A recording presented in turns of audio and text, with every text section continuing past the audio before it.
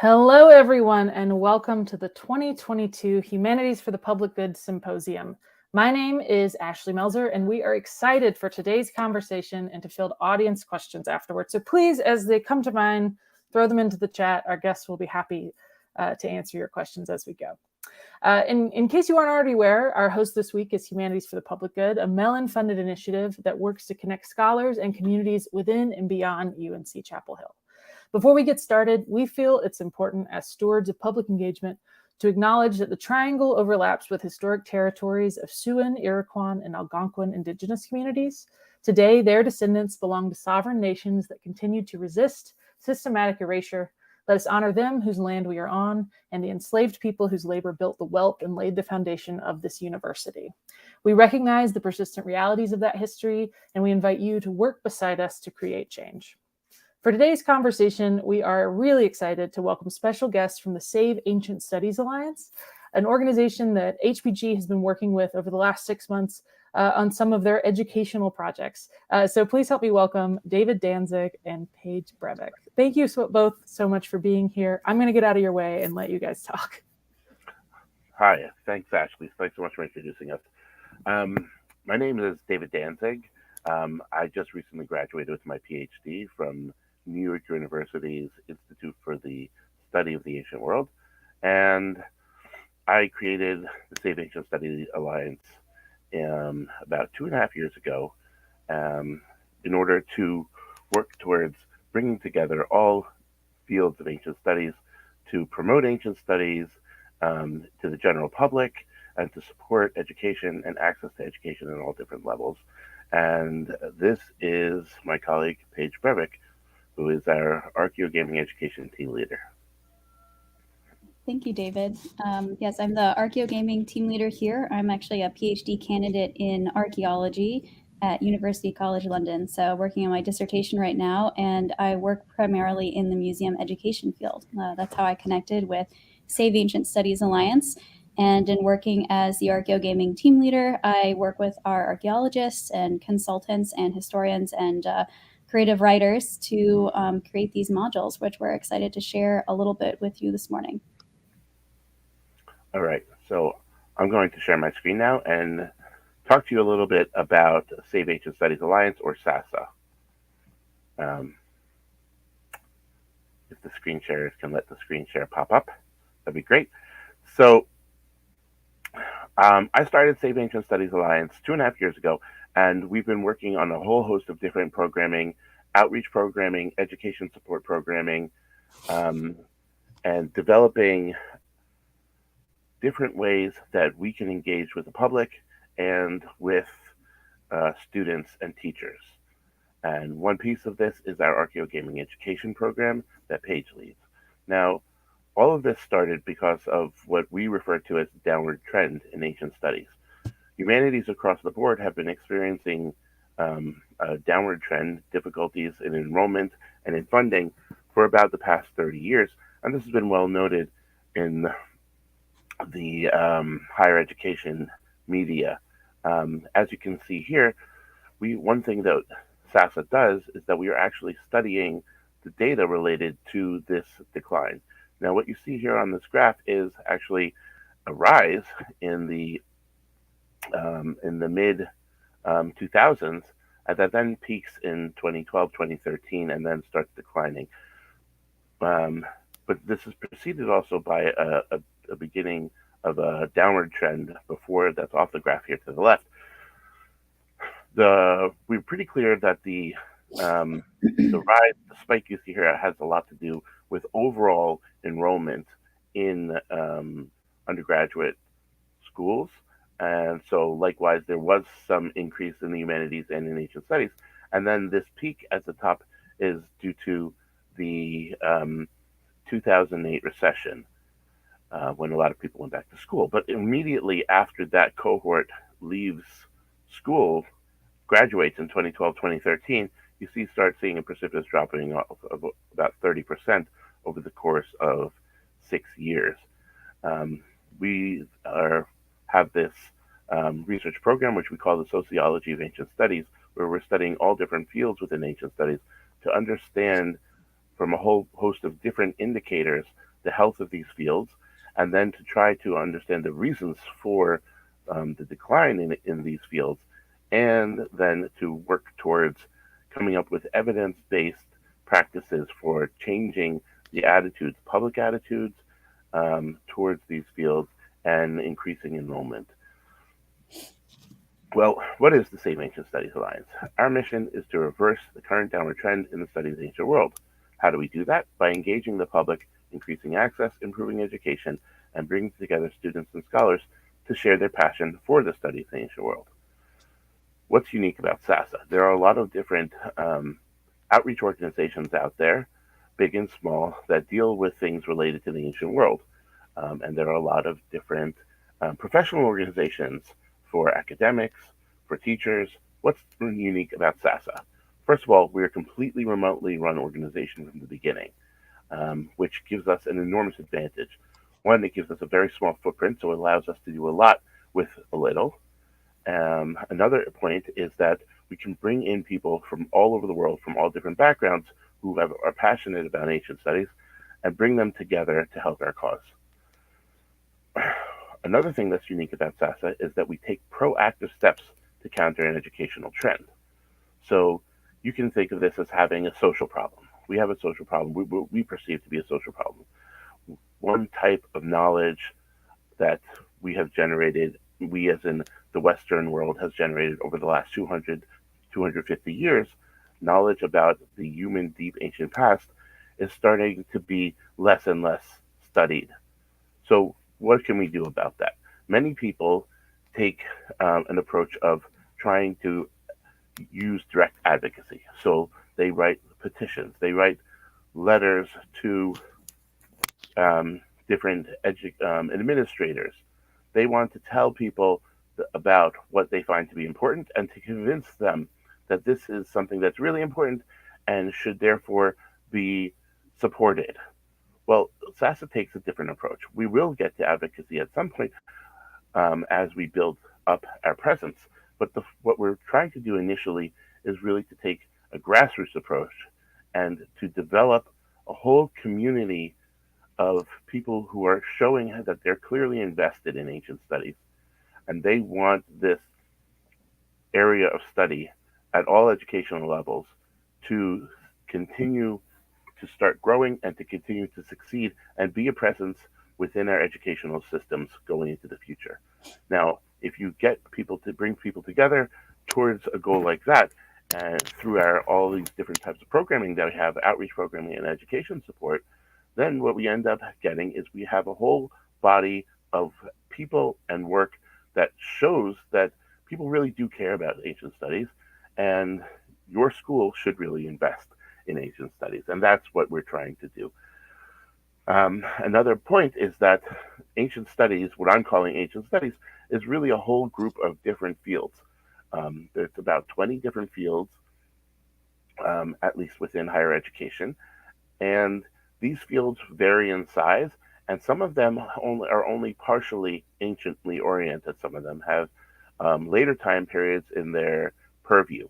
So an important thing here is to start talking about ancient studies as one entity, and doing that brings together lots of different small fields within the humanities, subfields, and pools their power together in one grouping. And I think that's really important for being able to move into the future. Now, SASA has worked on trying to develop how we are going to save ancient studies. We have developed what we call the SASA ARC, which is 6 points, and I'm going to go through them. All of our programming is aimed at one or more of these different different points. First of all, know what you know. So this is our educational sociology and marketing research about ancient studies. What I was talking about before, that we want to be able to make evidence-based decisions that lead our outreach. And at the same time, we want to be able to track what potential impact we have and to see how the health of ancient studies fields is doing into the future. We can't say that we're being successful or potentially being not successful and then pivoting how we're operating without actually knowing what's happening. So that's important. Second is raising awareness. We want to generate and harness interest in the ancient world. There's so much interest in the ancient world. People love Harry Potter books, which is set in the medieval past. People love the different movies like Troy and 300 set in ancient Greek past. There's so much interest, public interest, in things that are perceived as ancient, as this captivating time period where people have a different approach to life. And I think that's a really big piece of the puzzle, that people see the ancient world as something different than our contemporary times, but also sort of similar. And for me, this means this is a way where people can look at other cultures and try to understand them and empathize with them. But we're not talking about a neighbor next door or the next country over who we might have specific feelings about. This helps people grow their empathy towards others. And I think that that's a really important thing about ancient studies. So we want to harness and generate more interest in the ancient world, and then redirect this and raise awareness for the fact that ancient studies is the source of our knowledge about the ancient world. And this is what generates our understanding that allows for these books and movies to really be so captivating. Number 3 is supporting education. We try to support formal and informal learning in ancient studies at all educational levels. And we have a host of programming that aims at this. And of course, our Archeogaming education is one of those. Number 4 is accessibility. We want to increase access to ancient studies for all. That includes, within an educational context, that's bringing ancient studies to different schools and different places in the world that don't have access, but also online access in a way that is navigable and understandable to people.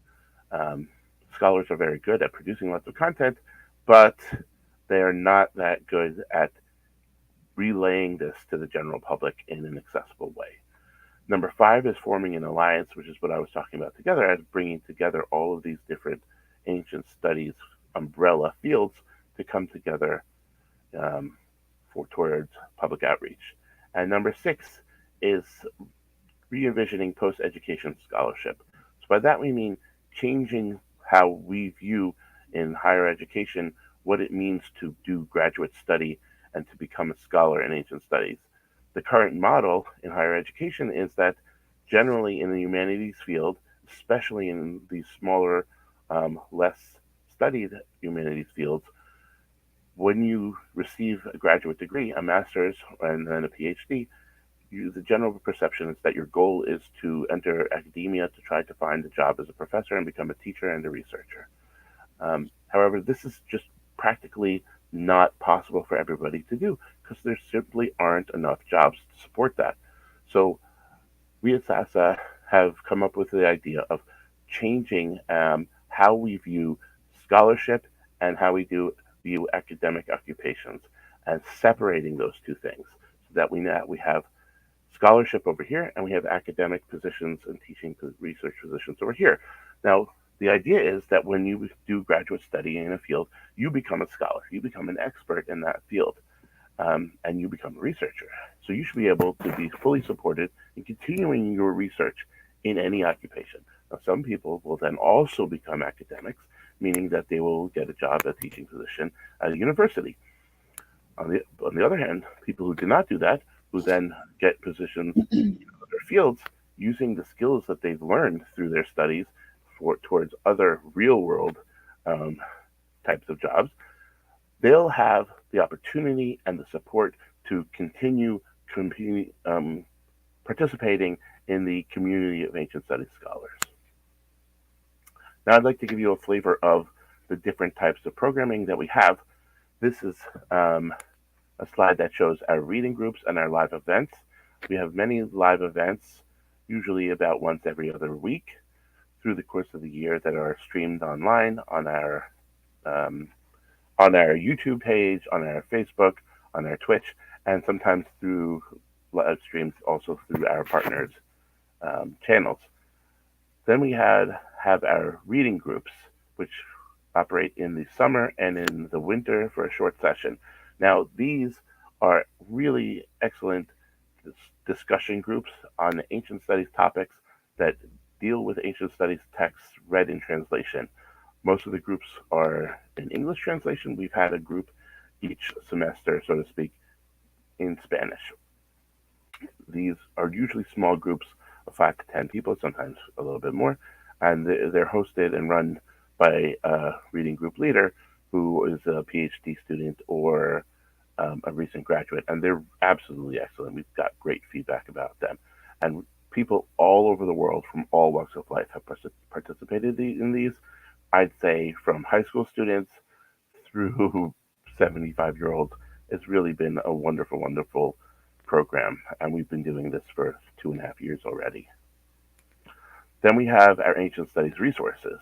So this is a database, an open source database we have on our website, saveancientstudies.org/resources. You can go there and find the database where we've collected over 1,000 different websites that have excellent content related to some different part of the ancient world. And they could be about texts, they could be about artifacts, they could be about excavations. There's lots of different stuff there. And it is just, we keep working on this through our access team, and it's growing and growing. It's a great place to go if you want to find information about the ancient world that you know is vetted already. Because these are websites that we've checked out, and we know them to be credible sources of excellent information. Some other SASA projects that we're running include what you see here, this slide about what's that artifact. So trying to harness the power of social media, we've created a whole bunch of different social media posts that part of what we call our Inspire campaign that we use to engage with the general public about ancient studies. Over the last 2+ years, we've had over 2 million reaches on our social media with over 50,000 engagements. A lot of them are on posts like this, where they're attention grabbing and they connect to real content underlying them. Another major point is our Opening the Ancient World virtual conference.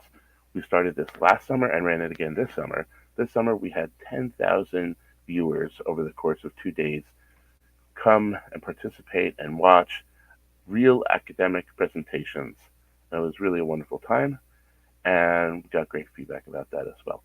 Then we have our partnerships that we're starting to build with different academic professional organizations, such as SBL, the Society for Biblical Literature, and SCS, the Society for Classical Studies. These two societies, or academic professional organizations, are the main United States-based professional organizations in biblical studies and in classical studies, and they've joined hands with us in working on outreach projects and in bringing together different ancient studies organizations.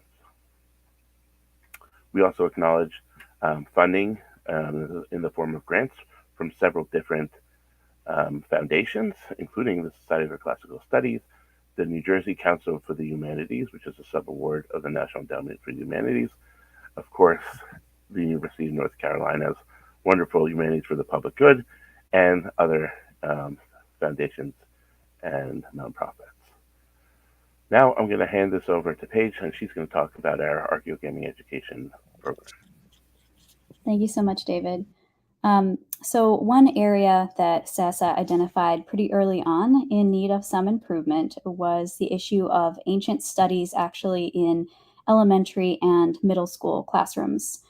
So while many fields in STEM have developed new ways to captivate students in the classroom, humanities education, especially the ancient past, has frequently been lacking in some of these new and stimulating teaching tools. I think part of this is that ancient studies have traditionally been considered sort of a specialist subject area. So many educators and therefore their students receive only a cursory training in these fields.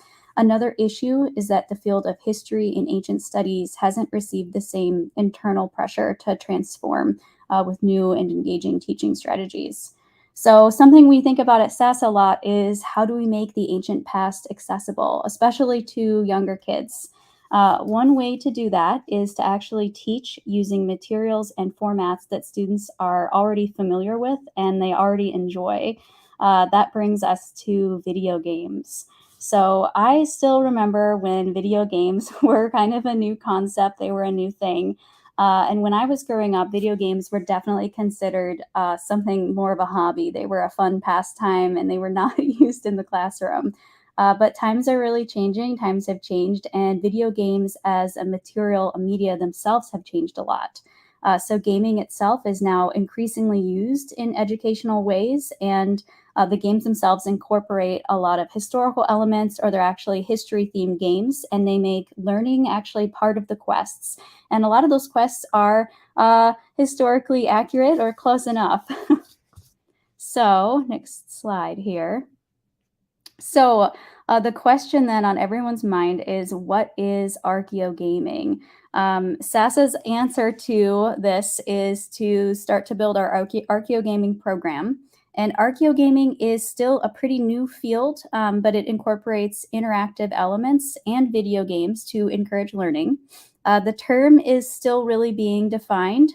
It's usually considered a cross between archaeology and gaming with the intent to learn something.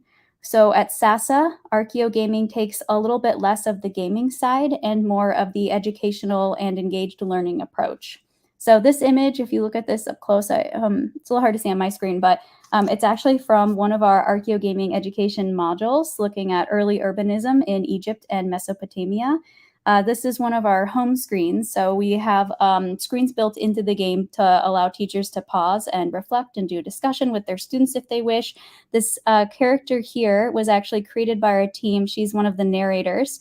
And this format here, we use this modeling this off of a video game or computer game. So again, it's that similar format, similar style of engagement. Next slide. So SASA's Archeogaming program, the AEMs are designed as classroom resources for middle school teachers, which combine footage from familiar historical video games with supplemental activities in an asynchronous, flexible format. So just thought I'd share a little bit about what is inside of each one of these Archeogaming programs and a little more about them. So they're designed to be flexible. So every teacher has full and free access to all of the teaching resources. They are able to use the videos as well as any of the supporting materials, and all of those supporting materials are actually designed for modification for individual classroom needs. So teachers can take things out, add things back in, and modify things based on what their class is actually learning that week. They require no gaming knowledge. So I think this can be surprising to some, but the AEMs actually require no video game knowledge and no video game system. In fact, a lot of the people on the team are not full-time gamers, but we are educators. And so the AEMs use the video games, such as Assassin's Creed, I think that's what we'll see today, for their historical graphics to actually animate our own scripts and our own narratives. They also encourage active learning and participation. So each video module, I mentioned earlier, has options for built-in pause and reflect activities. They also encourage students through a variety of activities that include discussion questions, crosswords, quizzes, board games, and each one has its individual creative arts project. A big part of our Archeogaming program is also to reduce outside preparation time for instructors. So we create a teacher's pack in every AEM that's usually about 15 to 20 pages. And I usually describe the teacher's pack as kind of like a Wikipedia or an encyclopedia written by experts, but it's specific to that AEM. So it's, again, about creating accessibility to the ancient past to make that information easy to read, easy to understand for our teachers. And this includes background, context, vocabulary lists, and also further reading. They're also created by experts and educational consultants. So the Archeogaming team, we're actually composed of archaeologists, a lot of PhD students and writers and educators who are already familiar with the field. But for every AEM that we create, we actually bring in outside consultants who have PhDs in that field. So we're bringing in that specialist knowledge and bringing it into a middle school classroom. We also work with educational consultants on all aspects of the AEM. So they work with us from the beginning, they review what we're working on, and then they give edits actually on our final video.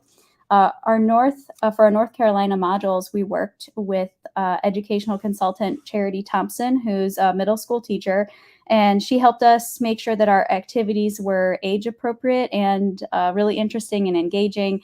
And some of the best advice she gave us was actually that middle schoolers really love to learn and engage with things that are bizarre and unexpected. So this worked out great for our UNC modules, which are about Vikings and medieval medicine. So there's a lot of quirky, spooky things that middle schoolers will enjoy in those modules.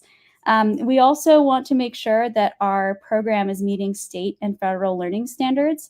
So in working with our consultant, something that we did this year was we maximized the scenario-based portion of the activities. So that's something that we've changed a little bit since bringing in our consultant. And that's just to help students develop their critical thinking and writing skills as part of those federal learning standards. We also adapted some of our wording on certain topics, for example, the issue of Viking slavery. And that's just to have that be better defined and to set up teachers with tools for more discussion-based learning on topics like that instead of the lecture style. Next slide. So why are AEMs important to us?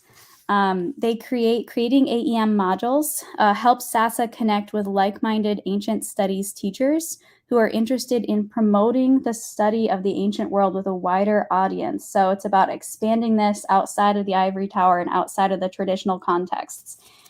They help us better advance the educational side of archaeogaming, and they help us grow as a recognized leader in archaeology-based learning. They also engage young adult learners and children with ancient studies early on. So it's about drawing them into those humanities fields and sharing that value that those fields have. Modules help us reshape the public perception of ancient studies and history education in general. They equip teachers with tools that make antiquity accessible, and they promote instruction methods that make ancient studies an active and engaging subject, which it should be because history is really cool and really exciting. So just a little on our advisory board. We are working to grow and create our advisory board right now. These are some of our current members. Our advisory board helps us write grants and helps us identify funding opportunities, but they also help us recruit scholars and help us recruit and identify PhDs and faculty members that are going to be interested in advising on specific subjects for our AEMs. So what exactly is in an Archeogaming education module? Each AEM we create is an all-in-one single lesson bundle for teachers. It provides a holistic, integrated lesson revolving around a 10-minute video game-based lecture, along with interactive class activities and other materials that teachers adapt to their teaching styles. So of course, this includes the video and then a PowerPoint. So that includes screenshots and images from the AEM that teachers will be able to drag and drop into their own materials or their own quizzes if they want to. The teacher's packet is essentially going over some context and background that isn't gone into detail in the video, but it also includes lesson outcomes and objectives, the overview of the module, answers to all the activities, and then we also give them a copy of the script. We've also started adding subtitles to increase accessibility to the videos. And then we include further reading lists and further activity lists, as long as a biography of each of the Archeogaming scholars who are our consultants on each individual AEM. The activities are really cool. I think typically they include a crossword and a word search, but we've also now started including quizzes, and we usually have multiple choice and long form quizzes, and we have usually 1 or 2 quizzes in there that are adaptable for questions or a completely separate quiz for different age groups. So this is again about maximizing flexibility and giving teachers options to have that material ready and pre-made for them.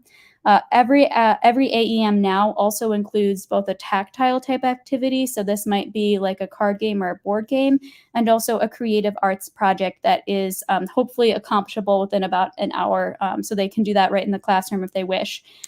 In working with our educational consultant, we now also include several different discussion questions, and those can be done either led by the teacher or done in small breakout groups. Next slide. So our AEMs explore historical concepts and practices such as religion, politics, warfare, and also daily life.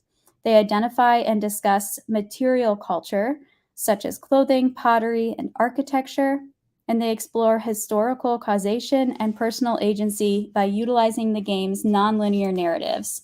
So let's take a closer look at what is actually in the UNC modules this year.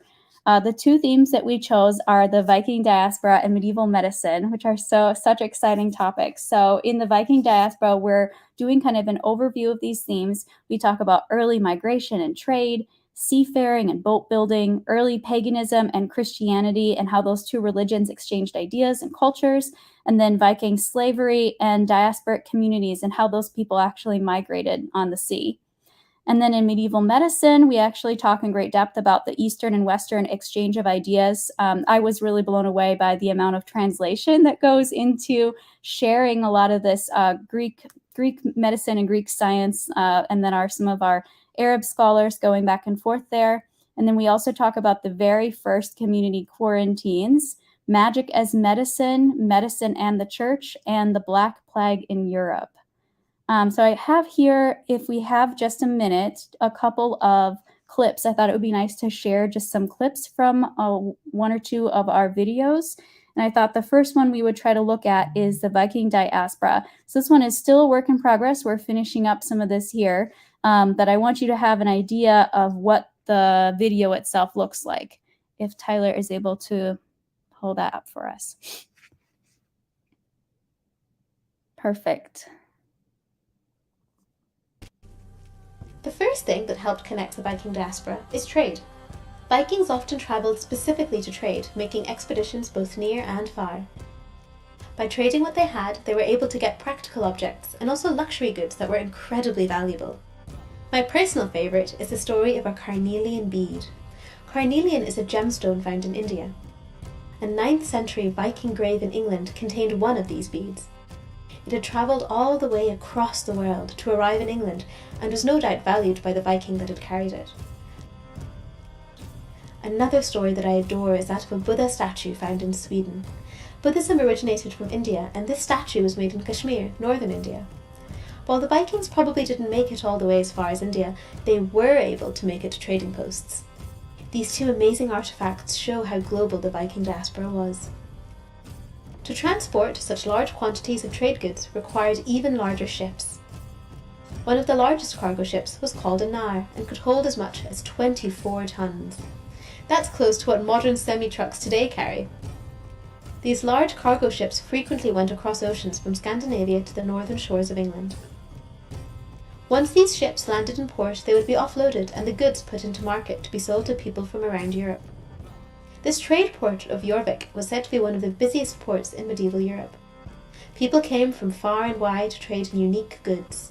Irons, furs, amber, chopped up bits of silver, called hack silver, and even more were all traded along these routes. Interactions between buyer and seller wouldn't be as simple as swiping a credit card and being on your way. Currency and coins were uncommon, so this meant most traders and buyers still used the barter system. This system means that two people would agree on the terms of a trade without money. Essentially, they would swap things of similar weight or value. For example, the merchant could trade 1 gold necklace for 4 walrus tusks. It's very hard to hunt walrus. As a result, markets and harbours were very lively and bustling places where new things arrived daily with new people to meet. This wasn't the last stop for goods though. Vikings were master shipbuilders and navigators. Many times goods would be taken from these large ports, put into smaller longships, and sailed up riverways to trade with smaller villages and settlements, like a FedEx truck delivering a package to your home. With so many Vikings trading with the native population, they exchanged goods, stories, and cultures. One of the ways we can see this is through our own language. For example, the English word skirt comes from the Old Norse word skirta, and skipper, meaning the captain of a ship, is related to the Old Norse skipper, which means ship. These cultural interactions between Norse and English left little artifacts hidden in our language. But it's important to remember that the Vikings were impacted by us as much as we were influenced by them. Excellent.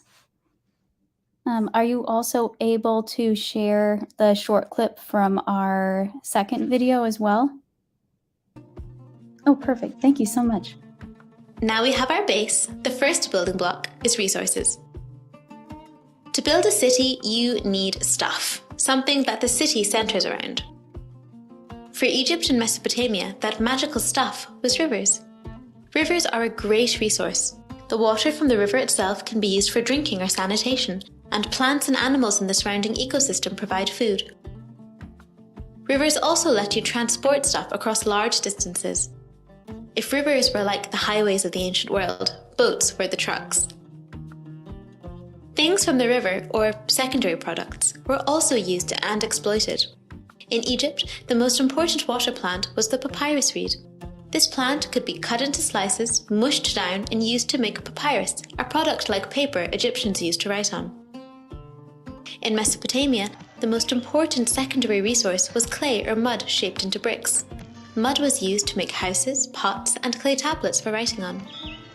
But more importantly, rivers allowed you to feed these new, large populations. The Nile is the longest river on the planet. When it floods, it covers 10% of the whole African continent. This regular watering and laying down of rich, fertile soil helped ensure Egyptians had a steady supply of food. Egyptians even named their seasons after phases in the farming cycle. Achet, flooding, Peret, growth, and Shemu, harvest. The Nile itself was sometimes worshipped as a god, Sabek. In Mesopotamia, the main rivers, called the Tigris and the Euphrates, are very unpredictable and there isn't much rainfall. No magical life-giving Nile floods for them. So ancient Mesopotamians created a complicated system of canals to ensure fields regularly received enough water. Controlling the river and using it to water your crops is called irrigation. This system required a lot of mathematics. A lot of the geometry that we still use today was first invented by the Babylonians. The next step is domesticating animals. This helped both the ancient Egyptians and Mesopotamians farm faster and more efficiently. One of the first animals to be domesticated was an old ancestor of our modern-day cow, called an auroch. Cows made farming much easier. Farmers could now attach a plough to the cow and till an entire field in a day. Not only were cows useful for farming, they also provided secondary products like milk, meat, and leather. Another example of domestication were cats. In ancient Egypt, cats were a ruthlessly efficient form of pest control and kept grain silos free of mice and rats. In fact, we got such a good deal out of this new relationship with cats that Egyptians decided to show their gratitude by deifying them. The goddess Bastet even had a cat head. She was a guardian of the all-powerful sun god Ra and helped protect ordinary Egyptians from evil spirits and diseases. All this meant more mice for the cats and more grain for us, which meant humans could get down to the real business: bread.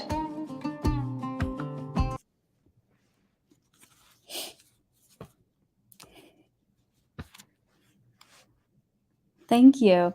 So that is just a very short sneak peek of a couple of our modules. As I think I mentioned earlier that we have 4 that are completed, and then these are our 2 for UNC, which will be completed very soon now. This right here is actually a screenshot from the first clip that we saw. This is from our Viking Diaspora AEM. And I just wanted to share, this is one of our discussion questions here as an example. I'll read the question. It says, can you think of any other diasporas, a spreading out of people from their self-identified homeland, voluntary or involuntary, that have happened in history? Which aspects of their culture do you think the scattering people can hold on to, and which are more difficult to maintain? So this was actually a question that came out of working with our educational consultant, who said that this is a really good age group to begin to reflect, similar to what you were saying earlier, David, on how ancient studies is actually relevant to us today, and how that affects our understanding of the world and empathy and contemporary issues. So this is one example of a discussion question coming from our Viking packet. Next slide. And then this gentleman here is Galen. So this is actually our narrator for our medieval medicine video, which is still a work in progress. I just wanted to give you a sneak peek of him. So what we do is our team animates and creates kind of an avatar who is our narrator for each script. And then our video editor actually animates them. And I think you saw just a brief little bit of that in those 2 video clips. So our narrator for medieval medicine is Galen, who is an ancient Greek physician from the 3rd century. He was actually a physician to gladiators, and he had several assassination attempts on his life. So he's had quite the colorful history, but he contributed quite a lot to our early understanding of medicine, and a few of his first ideas and concepts are sort of still used today. So a really interesting part of the medieval medicine module is actually going back to that tactile and creative kind of thinking, creative project activity. We've made a board game where you actually play as a physician in training. So your goal is to learn as much knowledge as you can and have as many of your patients survive as possible.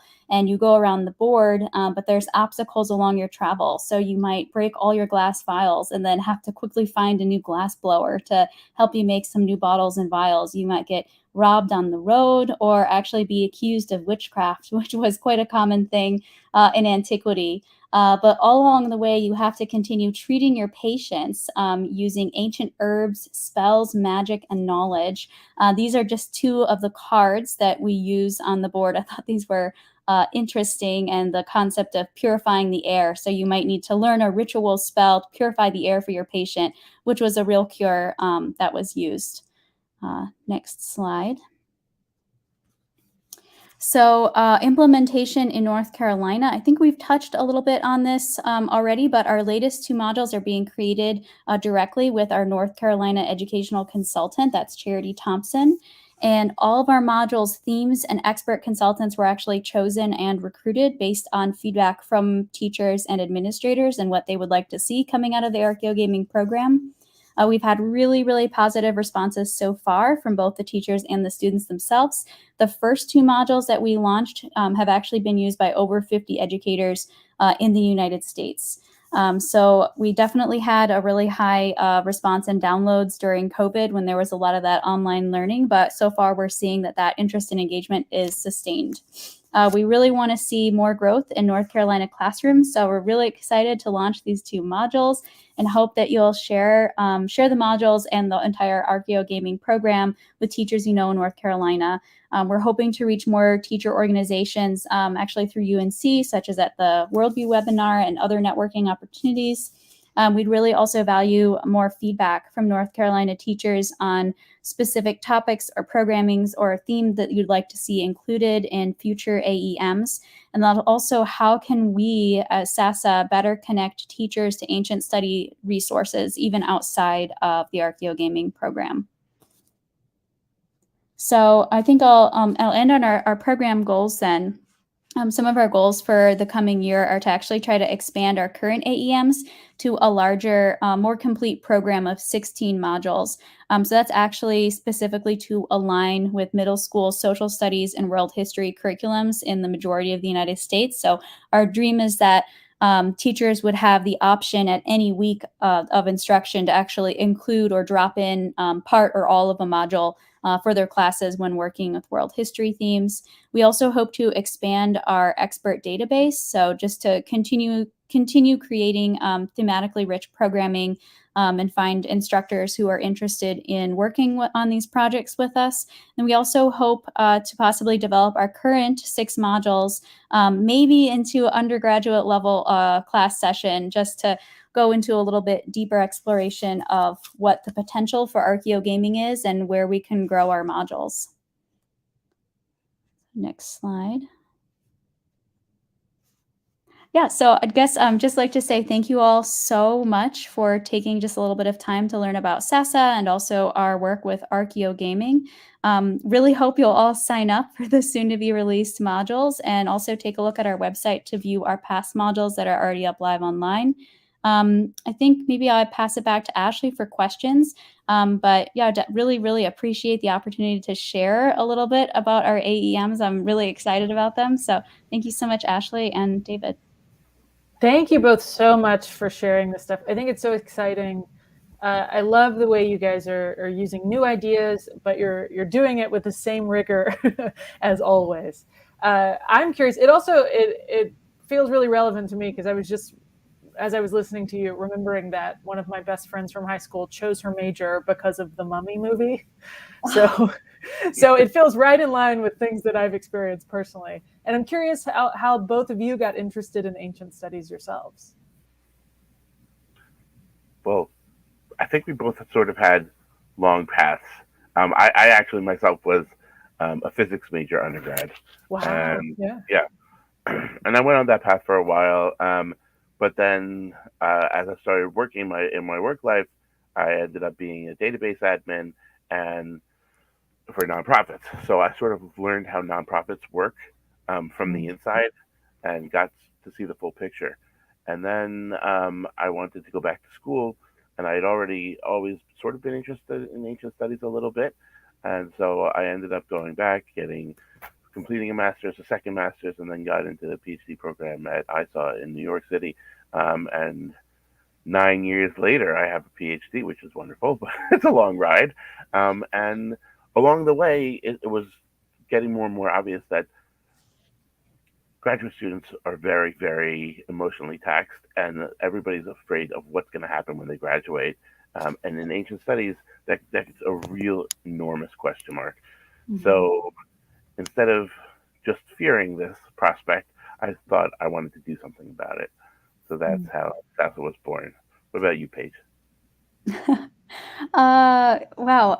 I think I've also kind of had kind of a roundabout way into my PhD in Egyptology, actually.